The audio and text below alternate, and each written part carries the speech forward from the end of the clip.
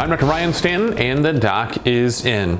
Well, this year hasn't been a great one for foodborne illnesses. Over the last couple of months, numerous recalls and even factory shutdowns associated with contamination by Listeria. Listeria monocytogenes is a type of bacterial contamination typically found on the production side of foods, typically with dairies or meats.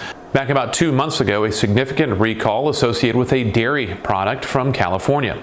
And now, most recently, a meat packing plant and production facility with recall of over 10 million pounds of meat. The symptoms associated with foodborne illnesses typically associate with nausea, vomiting, diarrhea, and other symptoms.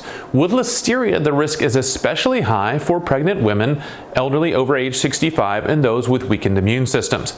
Now, the most important thing here for most people is to make sure that your food is prepared properly and to heed the warnings associated with any recalls that may be out there. Typically, these are tracked very quickly by the FDA and nailed down to the particular site where they are located and the food products that are impacted.